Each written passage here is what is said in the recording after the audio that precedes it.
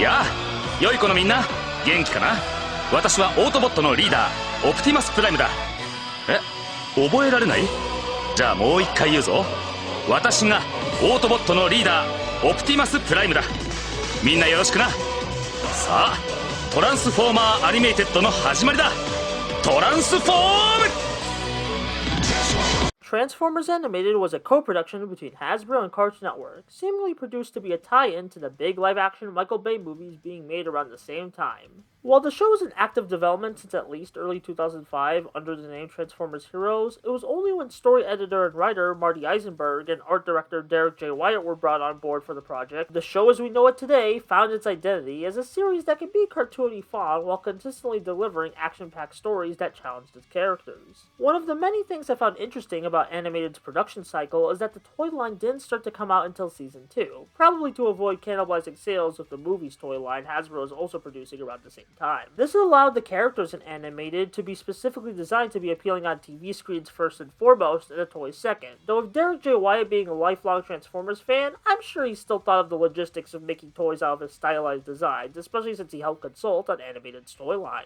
As for the story of Animated, it follows an Autobot maintenance crew consisting of Optimus Prime, Bumblebee, Bulkhead, Ratchet, and Prowl, who finds themselves in contact with the almighty Allspark. The Decepticons led by Megatron chase the crew down before both parties crash land on Earth, where they wake up 50 years later in the futuristic Detroit. In Detroit, the Autobots fend off villains, both human and robotic, but they also help the citizens repair their city after an intense battle. The heroes also befriend Sari, the daughter of an innovative scientist named Isaac Sumdac, who used Megatron's remains as a basis for a lot of the advanced tech that Detroit is made up of. That is a crazy cool twist of world building that connects everything back to Megatron and makes you hate him even more for manipulating this poor scientist since he gave him a false narrative about Megatron being an Autobot. I kind of feel sorry for Isaac because he finally got his big break, but at the cost of the inevitable revival of one of the galaxy's most ruthless villains, so now he's tied to Megatron in some way for the rest of the series. Speaking of Megatron, I love the way he's portrayed in this series as a near untouchable warrior who Optimus can't even compare to as an equal until the very end of the show. He may not be eating up all the scenery like some of his past incarnations, but he more than makes up for it with his intimidation factor.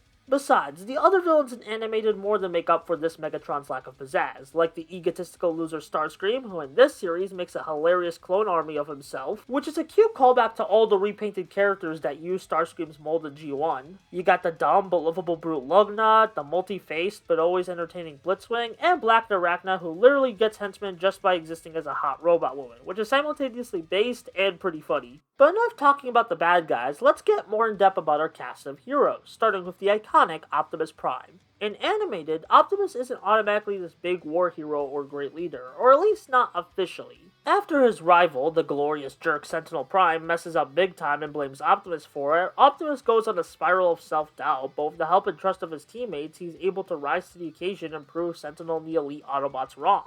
I'd like to think casting David Kaye as this younger Optimus was very fitting for the show when he had previously portrayed Megatron in other Transformers shows. It was a brilliant way to subtly showcase this message of stepping up as a hero. I love this more grounded yet equally heroic take on Prime, where he isn't acknowledged as this grand hero by Cybertron until the very end of the show, but was already considered a great leader by his teammates beforehand. Helping others can be a thankless job sometimes, and often the snobbish higher powers of the world won't acknowledge you until you make them. So all Optimus can do is shine on and keep on going, because it's the right thing to do, and the thing he's most passionate about. Bumblebee is the energetic young brother to the team, who initially has aspirations of greatness, being a major reason he enrolled in the Autobot Academy, but throughout the show he starts to find the value in smaller, less glamorous heroics. He may not be defeating big Decepticon after big Decepticon, or getting major public praise, but he is still saving precious lives and helping his teammates in the bigger battles. Bulkhead is a gentle giant, though unlike a lot of giant characters, he's quite elegant and knowledgeable. It's just he's not as open about his passions or strengths thanks to how everyone views him as a brute. He was and still is one of my favorite Transformers, for his friendly yet protective nature while being one of the heaviest hitters, showing that you don't have to be locked to one role in life just because of your appearance. Prowl starts off as the straight man to the Autobots, often being annoyed by their antics, feeling he's above teamwork, but he quickly starts to grow from this loner mindset and becomes more empathetic to the team.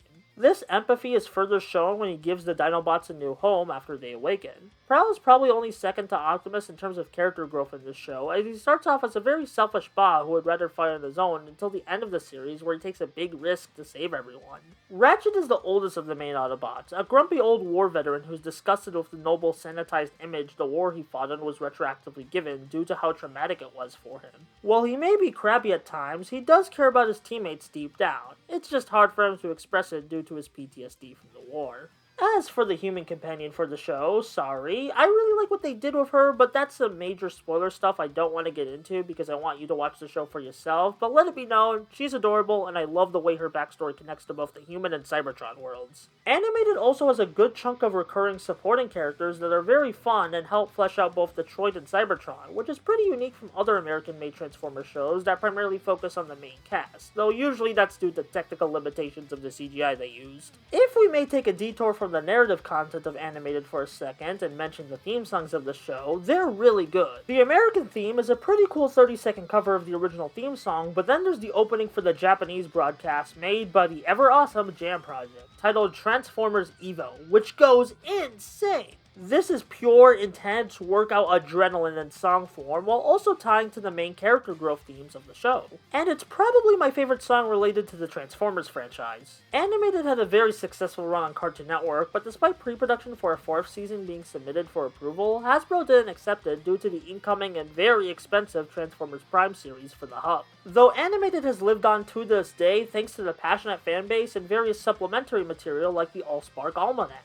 While I found Season 3 to be a satisfying ending for Animated, you can tell it wasn't supposed to be the final season thanks to a few lingering plot elements. The one that stood out to me the most was the various Constructicons slowly being introduced throughout the show, but we never see them combined into one of my personal favorite Transformers, Devastator. Despite that, I really love Transformers Animated a lot, and I'm super glad I revisited it today. The cartoony but very appealing art direction, coupled with a great balance of fun episodic plots and more dramatic adventures that challenged our charming cast of characters, is basically all I can ask for a Transformers cartoon, and more. I mean, Weird Al made 2 guest appearances on the show as Wreck-Gar, a Transformer made out of trash. Automatic masterpiece, I tell ya, no other Transformer show will reach this high ever again.